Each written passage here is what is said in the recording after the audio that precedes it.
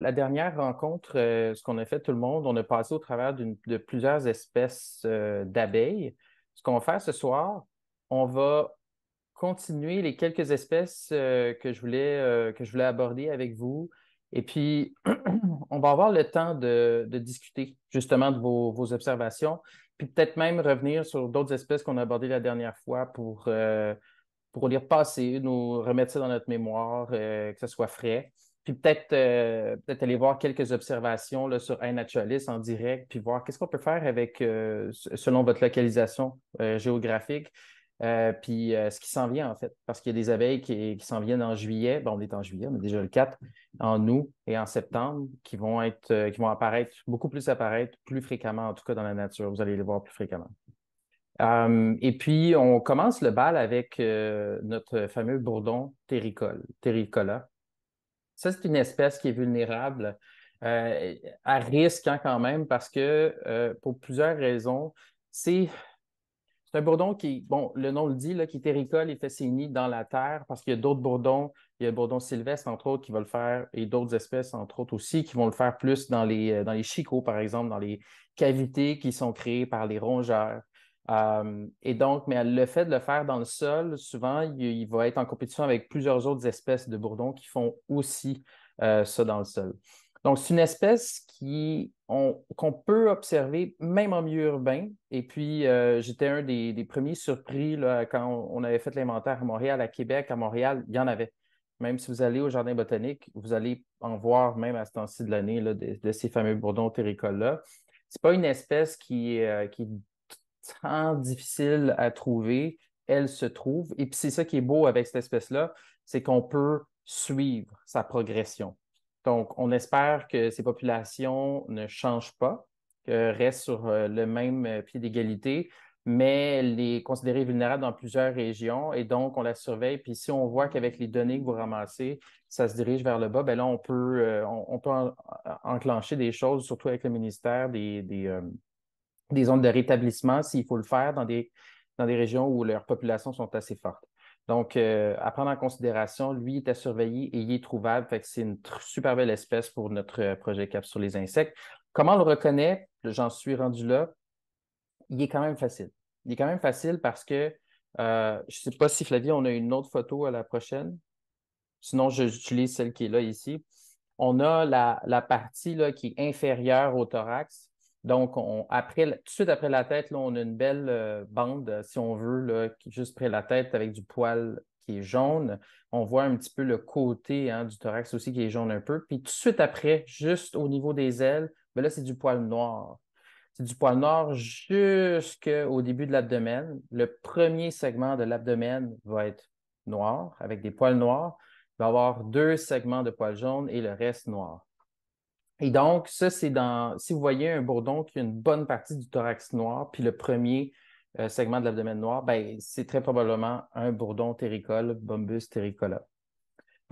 Et puis, les ouvrières et les reines se ressemblent quand même en taille. OK? Donc, c'est quand même un bourdon qu'on va considérer comme étant gros. Il n'y a pas une très grande variation, comme on peut le voir chez le bourdon fébrile, là, qui est le fameux bourdon qu'on voit en serre. Les graines sont immenses et puis des ouvrières parfois qui peuvent être minuscules, minuscules. Donc, vous voyez, avec le chiffre d'observation au Québec, on le trouve à Montréal, à Gatineau, ça s'en va jusqu'en Abitibi, le long de la baie d'Hudson et tout le long du lac Saint-Jean. Et puis, il va aller sur plusieurs diversités de fleurs, comme beaucoup de bourdons. Là, on le voit ici, ça doit être des fleurs d'aubépine, probablement. Et puis, on le trouve sur l'agastache, et il adore l'agastache, entre autres, puis tous les rosacées. Voilà pour le bourdon terricole, une espèce qui est à surveiller. Ah, ben on en avait des photos. Super. Ah, ben OK, c'est ça, tu es sûr. Naturalist, parfait. Fait qu'on le voit dès qu'il y a le thorax, même en vol, regardez. C'est pour ça que c'est magnifique. Puis c'est pour ça peut-être qu'il y a autant d'observations. C'est parce qu'il est facile à identifier. Donc, on le voit, fin du thorax noir, début de l'abdomen noir, deux segments jaunes. Et voilà. Et une tête qu'on appelle carrée, donc courte, pas très allongée. Et puis, pour ceux qui vont plus avancer, pour même identifier des mâles, c'est très facile aussi d'identifier les mâles avec les pièces génitales quand on se rend plus loin là, dans l'identification, quand c'est moins sûr. Si jamais vous avez des bourdons de l'Ouest, là, ça peut se gâter parce qu'il y a des fois des espèces qui ressemblent aux bourdons terricoles. Il faut faire attention. Faut faire attention. On a un bourdon qui s'appelle Bombus pensylvanicus qui peut ressembler un peu, hein, la coloration. Il va y avoir du noir à peu près aux mêmes places, mais ce n'est pas tout à fait le cas. Donc, il faut faire attention de ne pas le mélanger. Pensylvanicus, assez rare, je dirais, au Québec. Donc, il faut faire attention. Puis lui, il est en surveillance, là. Et donc, on le trouve beaucoup plus à l'ouest du pays. Voilà. Euh, on peut passer peut-être à la prochaine espèce. On a des accouplements ici. Diantidium similé. Une belle abeille. Ça ressemble à une guêpe, hein? C'est dans le fameux groupe des Antidiini, les Antidium et compagnie. Ils ressemblent tout un peu à la même chose. C'est une abeille qui est trapue, qui a pas beaucoup de poils apparents sur son corps, avec des taches comme ça, des maculés qu'on appelle en latin les maculés ivoire jaune sur le bord de l'abdomen. Elle est quand même relativement petite, hein, donc ça fait que, je vous dirais, là, 6-7 mm maximum. Et puis, c'est une abeille qui n'est pas souvent vue, mais qui était plus facilement trouvable il y a 50-75 ans de ça. Donc, on a des vieilles occurrences, là. Puis dans la collection de l'Université de Montréal, puis les collections McGill et institutionnelles, on en a, mais pas été vue tant que ça depuis les dernières 20-25 ans. Donc, elle est rare. Et elle est fascinante, elle va utiliser de la résine de plante pour faire son nid. Donc, vous le savez peut-être, là, depuis qu'on en parle des abeilles, elle, c'est une abeille solitaire, donc c'est une maman qui va faire son nid, qui va trouver une cavité. Donc, elle va ramasser du pollen, du nectar, faire les cellules. Et les cellules, justement, elle les fait avec de la résine.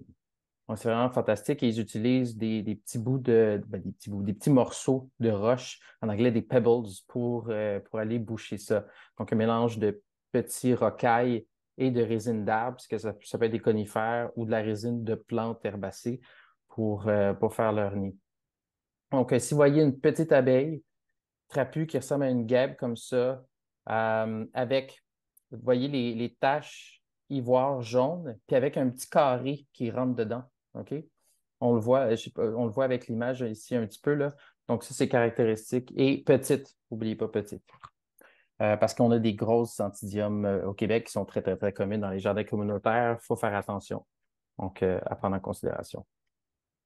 Et puis, on va commencer à l'avoir là, de juillet à septembre. Donc, ça commence maintenant. Tous les antidiums, ça commence dans les prochains jours, semaines, là. Ah, merci, merci Flavie. Puis, regardez, on la voit sur des belles fleurs d'asclépiade. Donc, j'en ai, moi. Je devrais garder l'œil ouvert. Voilà. Si vous mettez des nichoirs à abeilles, puis vous avez un habitat qui est favorable, ben vous avez peut-être la chance d'en voir. Mettez des photos sur iNaturalist si vous n'êtes pas sûr, parce que ça ressemble à Antidium oblongatum. Mettez des photos, puis il y a des spécialistes, dont moi, mon collègue John Asher et d'autres, puis Geneviève est très bonne aussi à l'identification. Là, je sais que tu en fais beaucoup d'identification sur iNaturalist. Ils vont passer, puis ils vont pouvoir identifier ça comme diantidium similé. Voilà. Perdita, une belle, une belle petite abeille et on l'a sélectionnée dans les espèces à regarder parce qu'elle était très abondante et puis elle est qualifiée comme occasionnelle à rare, OK? Et puis elle est relativement facile à reconnaître, encore les belles taches sur le côté de l'abdomen. Un thorax qui est une teinte, une légère teinte verdâtre, là, un peu comme une bouteille de vin, là. Regardez l'image de gauche, le thorax a l'air plus noir, puis tout dépendant de la lumière, le thorax a l'air un petit peu plus vert. Je vous garantis que sur le binoculaire, pour en avoir regardé plusieurs, il y a il y a une teinte verte, mais il ne faut pas toujours se fier à ça. Et puis, si vous voyez des belles taches jaunes comme ça, y voir encore là, sur le côté de l'abdomen, ben, vous avez peut-être la chance que ce soit une Perdita octomaculata, hein, 8 maculées, 8 taches. Et puis la face, là, on ne la voit pas comme ça, mais la face, elle a aussi des taches jaunes. Et puis elle va polliniser plusieurs choses. Ici, je pense à gauche, c'est une fleur de vipérine. Donc, c'est à partir de maintenant, les vipérines sont en fleurs en ce moment, des vipérines jaunes. Donc, surveillez ça. Des fois, ça peut avoir l'air des guêpes, ça vaut la peine de capturer si vous êtes des collecteurs au filet, hein, comme ça. Puis une bonne photo, c'est une petite abeille, hein, que quelques millimètres seulement. Une bonne photo, on peut arriver relativement facilement là, des identificateurs avertis de pouvoir l'identifier à l'espèce. Voilà. Et elle niche dans le sol, celle-là. Elle ne niche pas dans les cavités, c'est vraiment dans le sol. Bombus citrinus. Alors, il est qualifié parfois de rare, mais il n'est pas tant rare. Il est plus occasionnel. Tout dépendant, effectivement, dans certaines régions, il va être vraiment rare. Mais regardez les localités, là. Montréal, Gatineau, Québec, bon, à vos maisons aussi. Bon, regardez, on a un beau centre à Montréal. Et puis, ces bourdons-là, c'est dans le groupe de bourdons qu'on appelle des kleptoparasites du sous-genre Psittyrus. Bon, des gros mots, mais qu'est-ce que ça veut dire un kleptoparasite? C'est une espèce qui va aller voler finalement, qui va être parasite en volant les nids des autres bourdons. Donc, plusieurs manières de voler un nid de bourdon en étant un bourdon soi-même. Ben, une des méthodes, c'est justement que la femelle va arriver, va trouver une bourdonnière, va aller à l'intérieur, pondre un œuf dans les cellules de bourdon qui sont encore ouvertes. Et là, ben, personne n'y voit rien, ni vu ni connu. Ils repartent. Mais les larves sont élevées par l'autre, donc la colonie de bourdons qui était déjà là auparavant. Donc, clairement, eux, ils n'ont pas de bourdonnière à eux. Et je dirais, ici, on a août, mais fin juillet, août, tout dépendant de comment est accélérée la saison, on peut l'en retrouver jusqu'en septembre. Les femelles sont relativement bien identifiables, sont pas tant variables que ça, puis les mâles sont encore plus faciles. Ils vont avoir, justement, bon, premièrement, une petite bande noire sur le thorax, on va bien avec la photo. Mais surtout, ce qui est facile, c'est que c'est vraiment coupé en deux, moitié-moitié de l'abdomen jaune, donc début jaune, fin noir. Il peut y avoir une petite variation, là, mais c'est comme ça. Et puis, l'arrière de la tête est très large. Tous les kleptoparasites bourdons ont l'arrière de la tête très large, là où Flavie vous montre là, avec son curseur. Peut-être qu'on pourrait trouver une photo d'une femelle. Ça pourrait peut-être aider. Ouais, je m'en vais chercher ça. OK. En attendant, on peut passer à la prochaine diapo. Je peux vous parler de ceux-là. Alors, on a 37 observations de Bombus citrinus, mais c'est trouvable. On en a trouvé à Kanesatake, dans la réserve. On en trouve un peu partout. Il faut juste être averti. Des fois, si on voit un bourdon, lui, je pense que c'est un bourdon fébrile. Des fois, ça vaut la peine un second regard, prendre en photo ou l'attraper si on les attrape pour vraiment confirmer parce que c'est des petits cachotiers. Des fois, ils ont une coloration qui nous a l'air commune, mais c'est des espèces qui le sont beaucoup moins. Ici, on a Andrena astéris. On l'a enlevé du lot des espèces faciles à observer, mais c'est une espèce qui est qualifiée de rare là, quand même. Et elle va polliniser beaucoup des astéracées, les verges d'or aussi, beaucoup. Ici, on la voit sur une astère de Nouvelle-Angleterre, probablement. Et donc, elle est observable, mais on ne sait pas trop. Tu vois, 310 observations, on en a quelques-unes au Québec. Ça, c'est parce que les données ne sont pas encore rentrées dans les bases de données disponibles sur Internet. Mais on va l'avoir, ça s'en vient là. Donc, mois d'août, fin juillet, août principalement, et jusqu'à octobre, justement, les astères de Nouvelle-Angleterre fleurissent très tard là, en octobre. Donc, ouvrez l'œil. Si vous voyez une espèce, c'est une andrénidée, hein. Donc, andréna, et elle niche dans le sol. Quand même une corpulente, là. Elle peut aller là, facilement 9, 10, 11, peut-être même jusqu'à 12 millimètres. Elle a des pattes en froufrou qui ramassent le pollen, là, c'est assez impressionnant. Plus que ses consoeurs, si on veut. Voilà pour celle-là. Difficile à différencier encore là.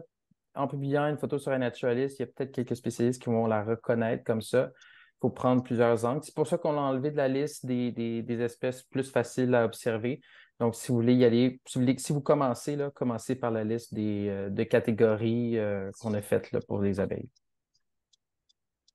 Je pense, Flavie, Je tu vais avais faire. trouvé les photos hein, de femelles. Ouais, pour Citrinus, je vais partager l'écran. Et Hmm. voilà, une belle femelle. Donc, pour les femelles citrinus, c'est facile. Ils ont souvent cette coloration-là qu'on voit ici. Donc, la première photo en haut à droite, donc un Oups. thorax complètement jaune, la tête, l'arrière de la tête jaune aussi, puis l'abdomen principalement noir et brillant. OK? Noir brillant. Il va y avoir deux petites, là, on va peut-être mieux le voir sur une autre photo, mais deux petites séries de poils jaunes sur je pense que c'est le 1, 2, 3, quatrième segment ou le troisième. 1, 2, 3, 4, quatrième segment. Ou à la fin du troisième. Là, j'ai de la misère à voir ici. Fait que c'est ça. C'est comme ça qu'on les reconnaît. Les femelles sont relativement faciles à reconnaître, mais les mâles aussi, regardez, comme ça. Puis là, on le voit on l'envoie la femelle, là, les petits poils jaunes là, sur la fin du Euh, troisième segment de l'abdomen. Et voilà. Petite touffe. Si vous voyez ça, c'est probablement citrinus. Puis regardez le poil. Le poil, en anglais, ils disent off-white un petit peu, mais c'est jaune assez pâle. Donc, ça se reconnaît comme ça. Voilà pour ça. Puis je pense qu'on avait fini notre liste, hein, n'est-ce pas? J'en Exactement, oublie-tu un? oui. OK. Est-ce que, Flavie, vous avez fait des catégories justement pour reconnaître pour allier plus facilement selon votre degré de facilité, de reconnaissance, d'observation chez les abeilles? Tu pourrais-tu leur en glisser quelques mots, Flavie? Et bon, ben, si c'est le document pour juste les gens dans le sud du Québec, mais on avait fait trois catégories. Donc, la catégorie A, occasionnelle, est relativement facile à identifier. Donc, ça, c'est les espèces qui sont plus communes, puis qu'avec des photographies, vous devriez être en mesure de les identifier assez facilement. Catégorie B, ben, c'est un petit peu plus difficile, des espèces un peu moins fréquentes. Et catégorie C, on s'attend pas forcément à ce que vous soyez en mesure de les identifier avec vos photos, mais pour celles-là, n'hésitez pas à nous les envoyer soit sur iNaturalist, les mettre sur le projet, ou sur Facebook, ou nous envoyer des photos. On va essayer de les identifier avec vous. Et voilà. Donc, ça vous donne une idée si vous voulez commencer smooth, comme on dit. Vous pouvez commencer par la catégorie A, Fervidus, Terricola, Citrinus, Melanophaea. Oui, OK, ouais, l'autre bord. Andrena, ici au début, là, la catégorie B, Andrena, Clarkella, relativement facile à reconnaître aussi quand même, mais c'est comme un peu occasionnel. Andrena erythroni, difficile à identifier avec la coloration, mais beaucoup plus facile si vous faites l'observation à côté de sa plante, donc l'érythrone. Erythronii, l'érythrone. Donc, si vous regardez des érythrones en fleurs au printemps, là, c'est plus le temps, puis que vous voyez une belle abeille comme ça, avec des poils quasiment blanc-gris, il y a des bonnes chances que ce soit Erythronii. Et ainsi de suite. On les a les suivantes après. D'ailleurs, on est au mois de juillet, là, je vois Macropis nuda. Flavie vous a envoyé un petit message à propos de Macropis nuda. Ça va commencer. Les lysimaques vont commencer à être en fleurs. Je sais que les lysimaques ornementales ont été en fleurs depuis 2 semaines. Là, les lysimaques, probablement un peu indigènes, vont commencer à l'être de plus en plus. Donc, à surveiller. Et puis, une manière, je vous dis ça de même, un petit truc, allez voir sur un naturaliste, les lysimaques, les plantes, leur occurrence, là où on les retrouve, puis vous pouvez aller là, vous stationner à côté, puis de voir s'il y a une petite abeille noire qui arrive. Donc, ça pourrait peut-être être Macropis nida, puis n'importe quelle occurrence de cette espèce-là, on va la prendre avec grande joie. Voilà pour ça. Avant de poursuivre, puis même à la fin, on pourrait peut-être faire une petite révision des espèces qu'on a abordées à la première séance des abeilles. Ce qu'on peut faire, c'est on peut aller voir une espèce, tu vois, comme si on va sur un naturaliste, Flavie, Mhm. on va garder. Arrêtez-moi quand vous voulez, quand il vous vient quelque chose en tête, gang. Moi, j'avais deux méga shields que Geneviève, je pense, était venue identifier, mais que ils ont pas été identifiés à l'espèce, mais qui sont potentiellement l'espèce sur la liste qui est, Mélanophée. Mélanophéa, on va aller les je voir. pense. Allons les voir. Puis, si on switch, donc une bonne chance. Si on switch, si on va à la prochaine photo, OK. Bon, Plusieurs angles. ben c'est soit Melanophea ou Gemula, mais si on revient en On a... arrière, OK. ouais, celle-là. On voit un peu l'épaisseur des mandibules, puis mais même là, c'est assez difficile à dire. On peut pas, on peut pas s'avancer. C'est une des deux, mais on peut pas trop s'avancer. Il faudrait plus d'éclairage. Je vois quand même une bonne épaisseur des mandibules, donc ça peut être Gemula. Ça peut être Gemula. Mais on voit pas la ligne qui vient découper comme ça la mandibule, donc on peut pas. J'aurais une petite tendance à dire Gemula, mais c'est tout ce que je peux. Pour Ouais. cette espèce-là, c'est quoi le meilleur angle? Ben, l'angle le plus important à prendre en photo, ça va être Celui-là, il est le très bon, c'est visage. juste plus proche. OK. Ouais, exact. Ouais. Sinon, j'en avais une autre, deux en total.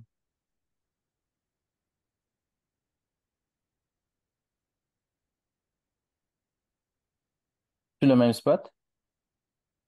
Non, c'était deux endroits différents. OK. Même fleur, mais c'est quand même une bonne distance entre les deux. Oups. Hmm.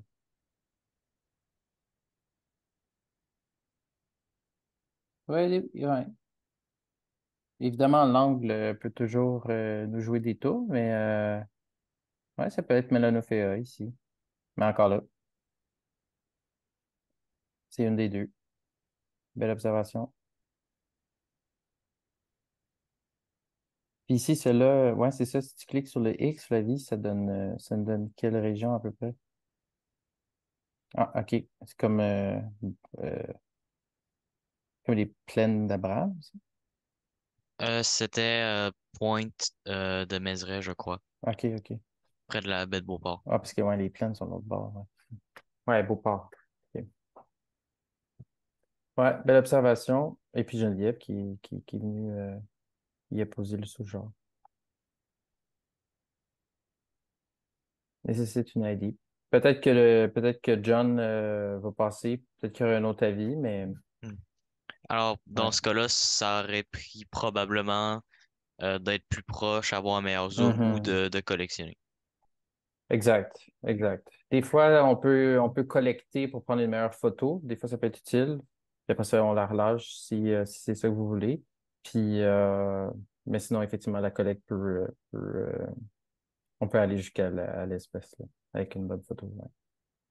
Si on va, Flavie, sur pour trouver des endroits où on trouve la Lysimaque, Lysimachia, tiens, on va aller là. En attendant, Yolène, je vais aller visiter ton lien que tu viens d'envoyer. Oui, ma question, c'est pour quand on prend des photos, Mhm. le deuxième lien que j'ai envoyé, est-ce que ça permet d'identifier une photo comme ça de dos? Est-ce que ça permet d'identifier Ça permet l'abeille? ça permet d'identifier probablement le genre OK. pour l'espèce. Puis là, j'ai comme deux candidats. J'irais Ouais, comme celle-là, pour, ça, c'est la petite abeille solitaire. ouais, j'irais pour Eriadès, probablement Carinata. Mais bon, après ça, peut-être un autre angle, je verrais le bout de son abdomen, puis l'abdomen, comment il est recourbé, parce que ça pourrait peut-être être une autre aussi espèce, parce que les Donc, angles, une photo latérale. une photo latérale, c'est ça. Plus de photos de OK? différents plans de vue est toujours souhaité. OK. Toujours souhaité. Avec une photo, on peut faire quelque chose, mais il y a plus d'incertitudes. Ouais, OK. exact. Mais ça, c'est peut-être une espèce Riades, probablement Carinata parce qu'il est commune, mais ça peut être Leviti aussi, tout dépendant. Ouais. Puis on va en arrière du verre, là. Puis on voit qu'il y a un micro-bout de verre ici, donc ouais, ça concorde aussi, là. Ça aussi, c'est des abeilles qui vont utiliser de la résine. Ils vont les mélanger des fois avec des bouts de feuilles, puis pour que tout se colle bien ensemble. Mais vraiment des petits bouts. Ouais. Ou ils vont carrément prendre des épines de conifères qui sont vertes, justement. Ils vont les gruger. La sève va ressortir un petit peu, puis ça va servir d'agglomérateur là, pour les nuits. Je la voyais travailler. cette abeille, justement, elle travaillait avec de la verdure, puis Mhm. elle semblait avoir de la résine aussi. Ouais. C'est fou comment ils arrivent à manipuler la résine sans s'engluer les mandibules dedans. C'est quand même. Des fois, Ils ont c'est probablement une sécrétion qui leur permet que ça colle pas, justement, quand le ils travaillent produit avec. final, Mhm. ça ressemble. Je vais l'envoyer, moi.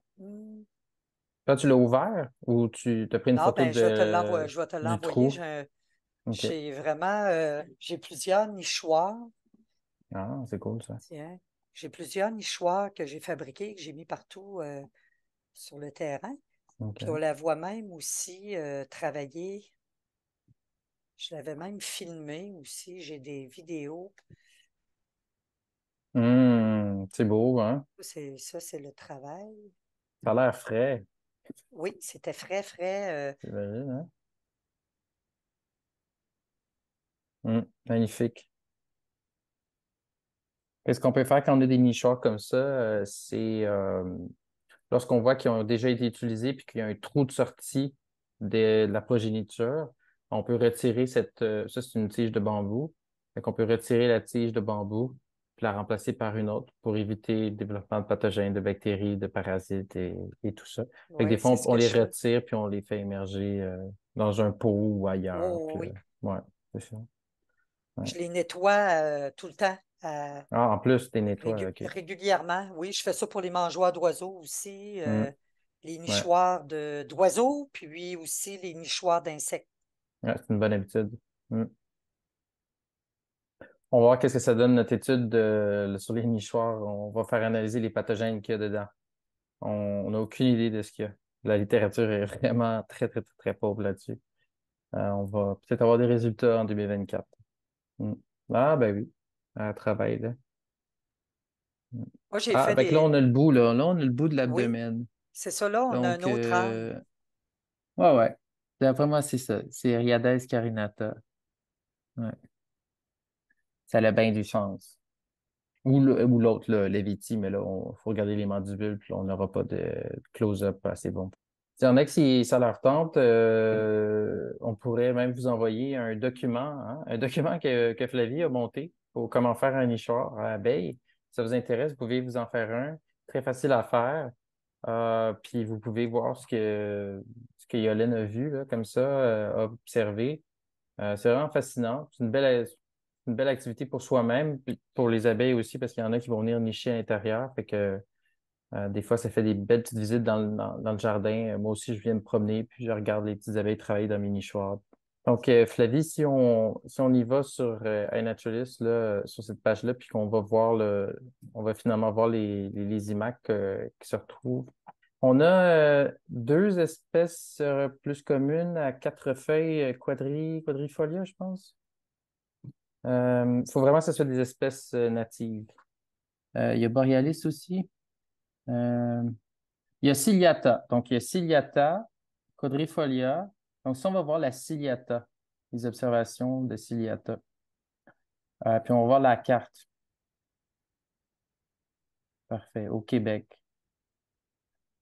Donc, on voit que c'est quand même une plante relativement bien commune. Donc, c'est l'abeille qui l'est moins.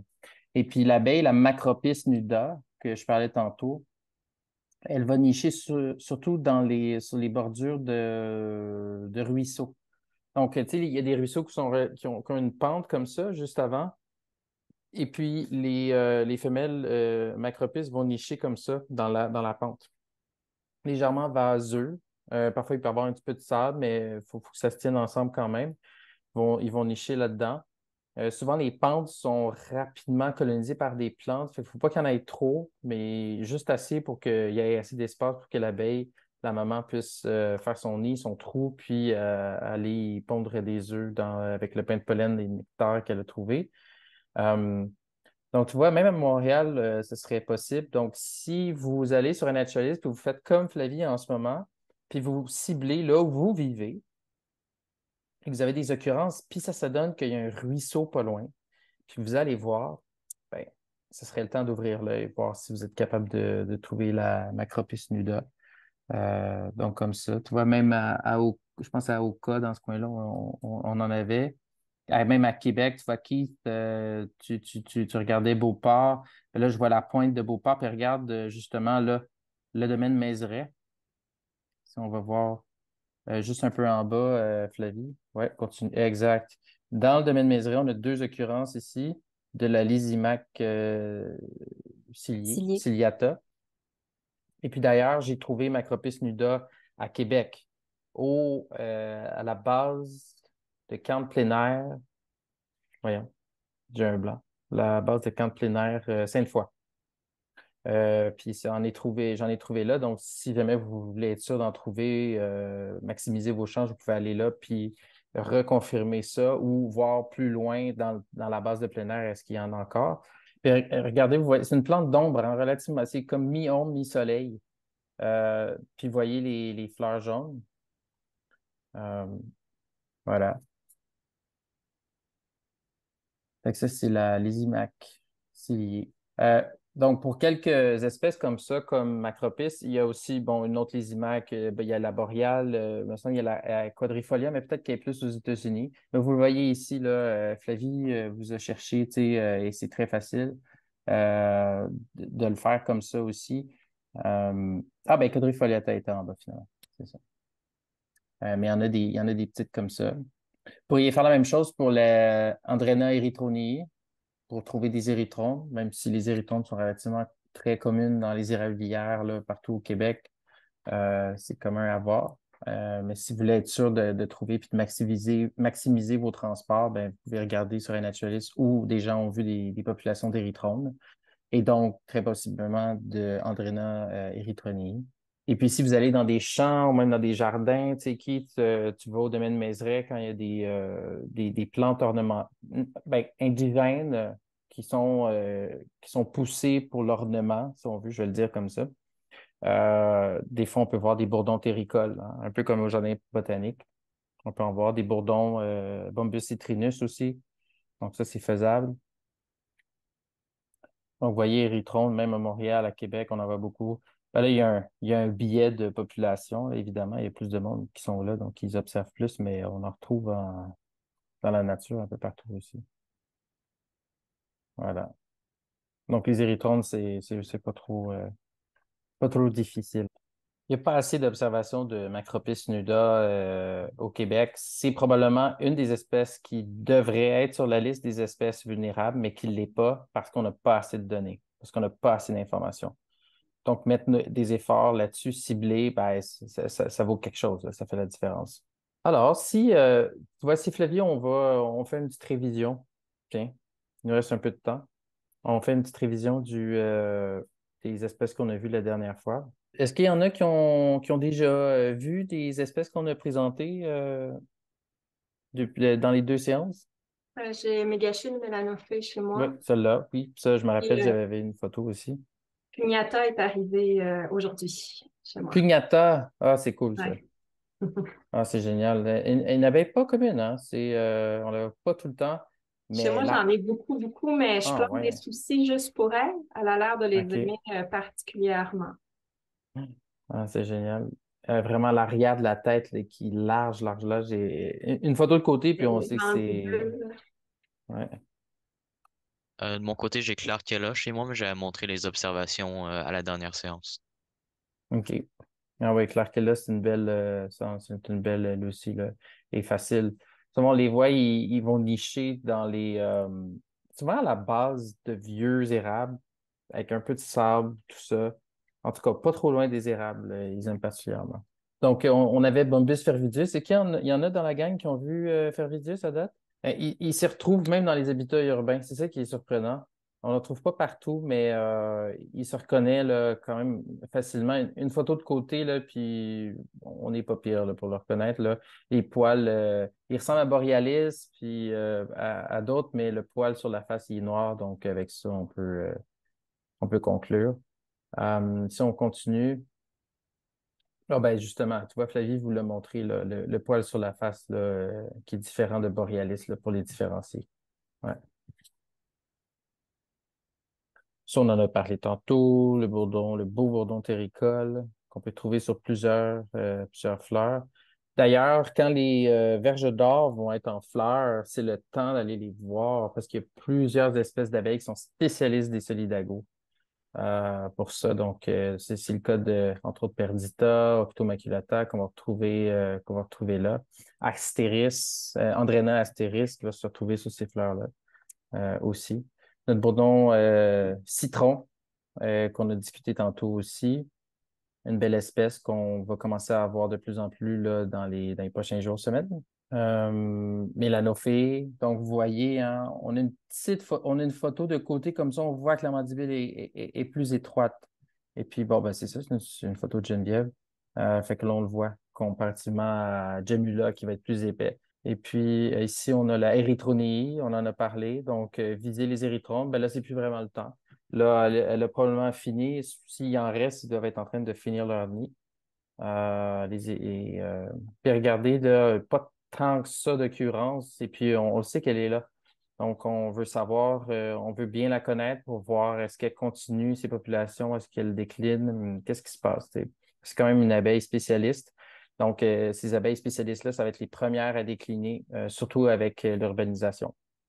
Et puis, c'est pour ça qu'on ne voit pas d'érythromes pousser dans l'asphalte.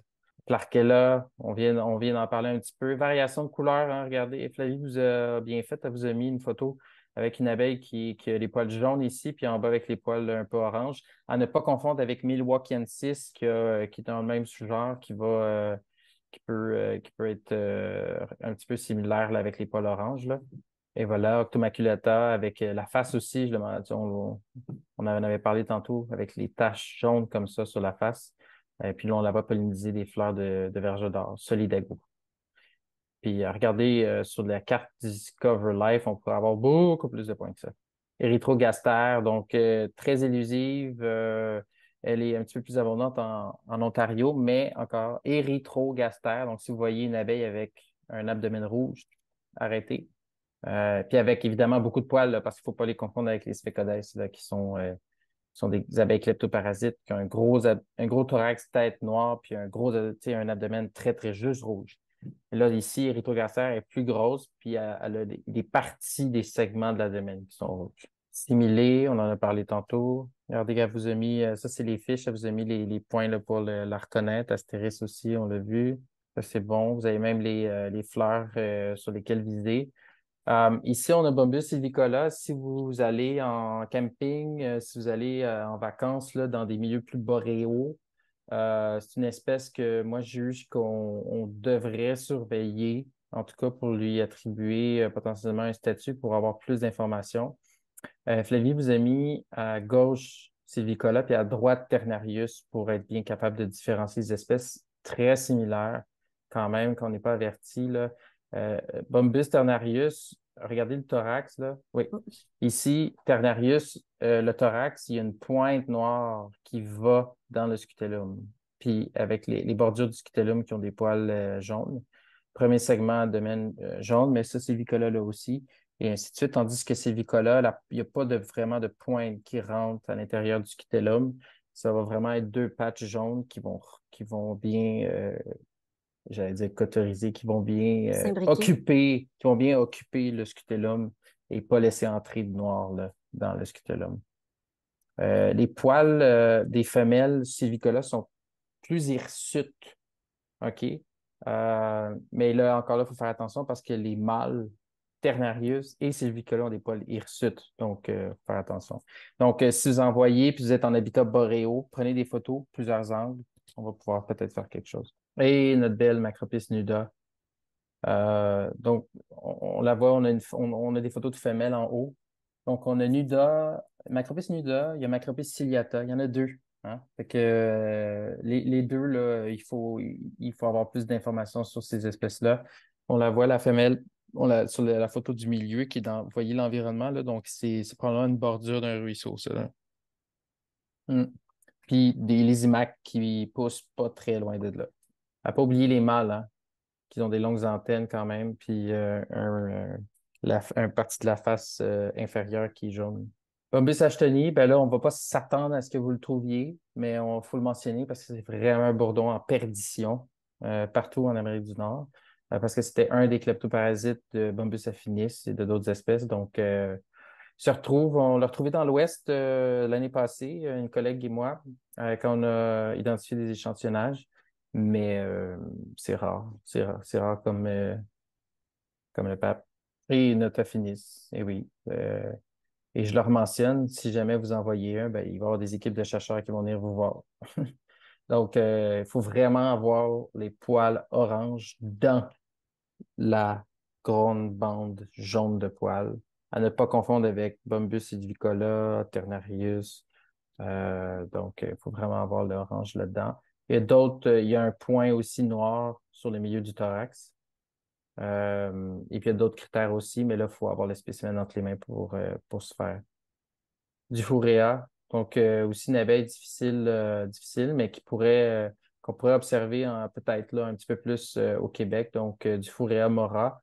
Et regardez, là, des bonnes mandibules, elle fait peur quasiment. Mais elle est toute noire, puis toute poil noir, un peu de poil blanc sur le bout des segments de l'abdomen pour du Fouréa monardé. Donc, les monardes, les fleurs de monarde, Monarda fustulosa, entre autres, ça pourrait être une fleur à surveiller. Si vous voulez, vous allez peut-être en voir. Soyez à l'affût. C'est aussi une abeille très rare. C'est tout. Voilà. On a passé au travers.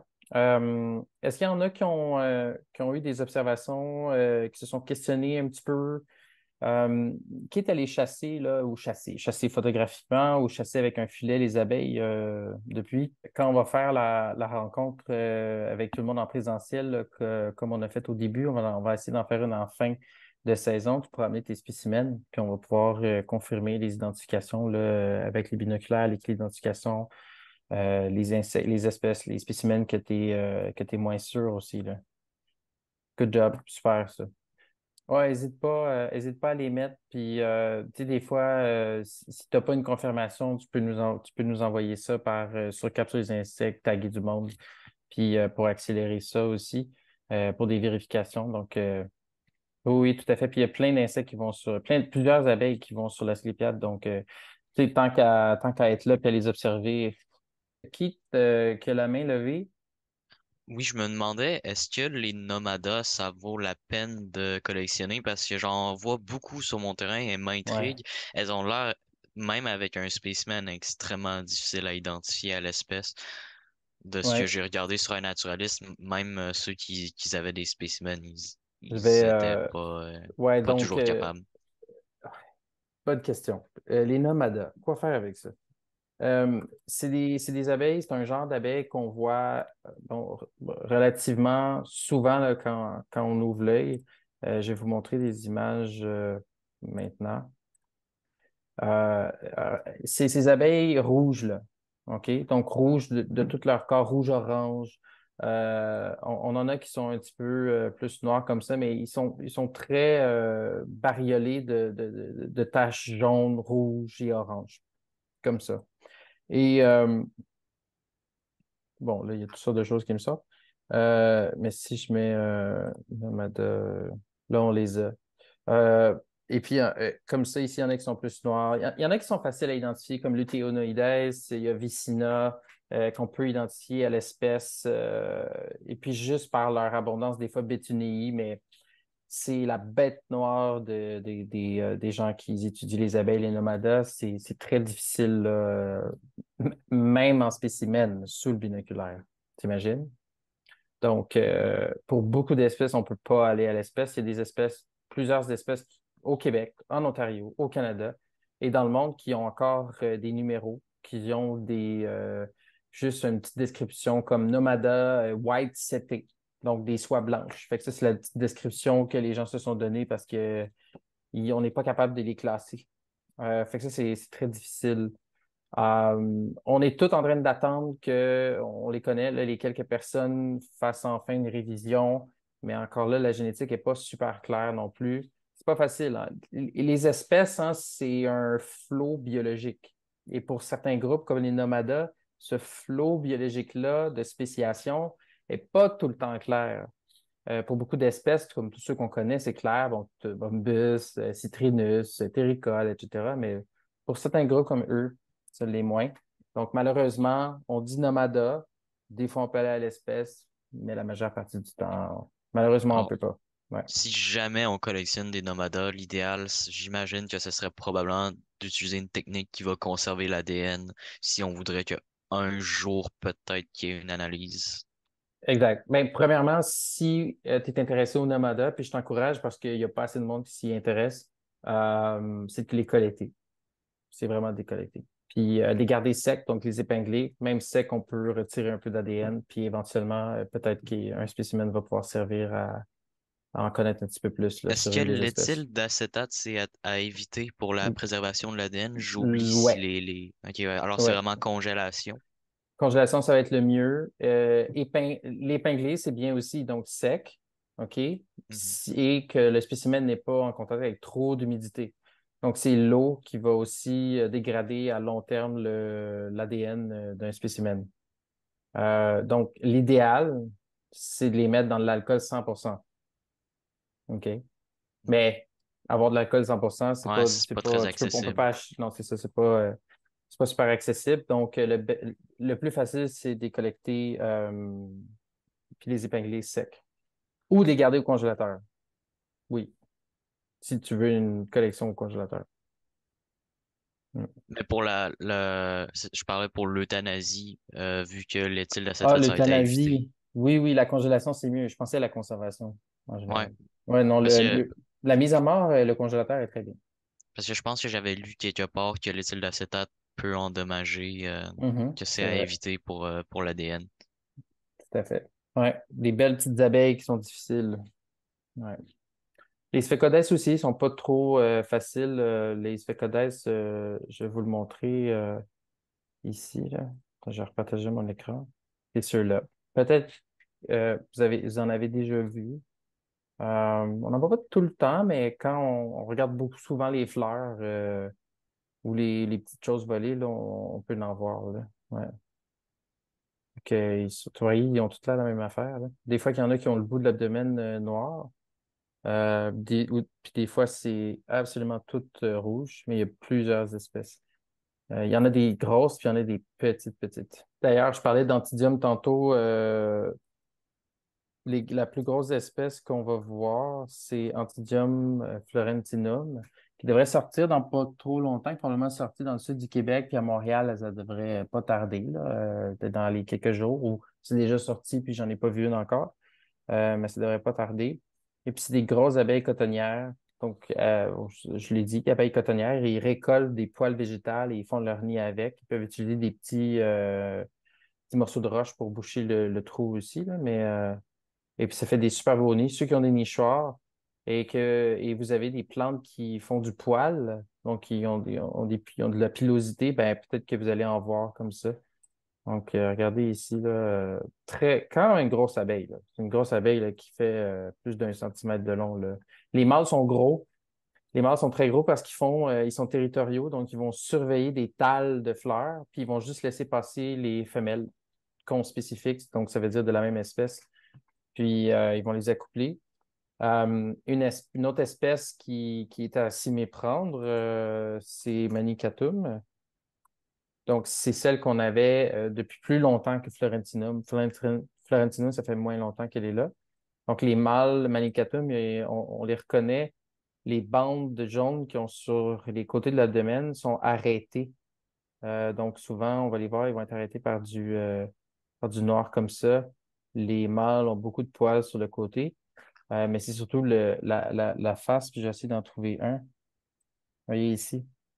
Ça, c'est un mâle manicatum. Le noir dans la face, il rentre comme ça. Là, il ne fait pas un triangle, il y a un U, là, un U inversé, là, mais il rentre dans ce qu'on appelle le clipéus, qui est la partie ici. Donc, une photo de face. Ah ben, il y en a une belle ici, en fait.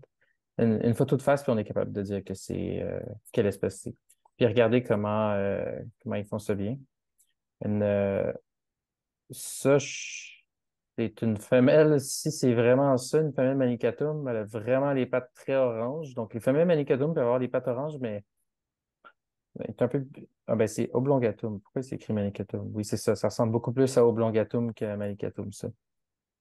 Euh, Une fois qu'ils vont gratter, les femelles vont gratter le poil, puis vont faire vraiment une balle. en dessous de leur abdomen. Puis leur abdomen, si vous en capturez une avec vos doigts, là, pour les mâles, là, c'est vraiment courbé, là. C'est vraiment bien fait pour aller venir courber puis mettre en dessous de l'abdomen la balle. Ils vont la prendre avec les mandibules, puis ils partent avec, ils s'envolent avec. C'est vraiment magnifique. Si vous voulez, il y a des plantes, puis moi j'en ai remis cette année, là.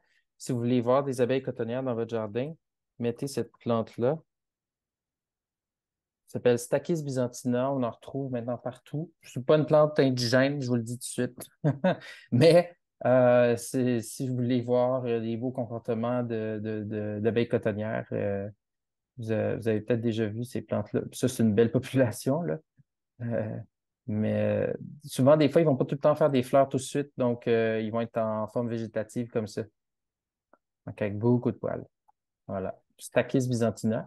Mais il y a d'autres plantes, là. Tu vois, on pourrait penser. La Il y a sauge, ça fonctionne bien. La sauge, oui, tout à fait.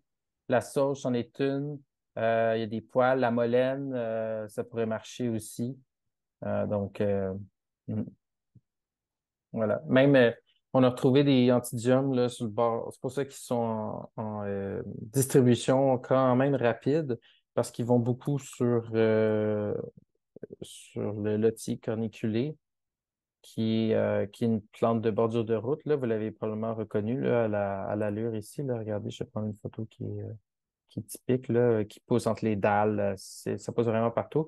Étant donné qu'ils pollinisent ça aussi, puis c'est sur les bordures des routes, ben voilà, un beau canal, un beau corridor de distribution de l'espèce. Je vous le dis, Manica florentinum, qui est en ce moment l'épicentre de l'invasion, c'est Montréal. On le retrouve maintenant à Ottawa, à Burlington aux États-Unis. Là, ça fait ça comme ça. Puis ça va se distribuer partout en Amérique du Nord dans les prochaines années. Elle est belle, mais elle est exotique. C'est ça. Voilà pour ça. Donc, est-ce que vous avez des questions avant qu'on termine la séance, des questions brûlantes sur l'essaim ou sur des Oui. espèces? Oui, Combien Yolène? d'espèces qu'on peut identifier juste par le vol?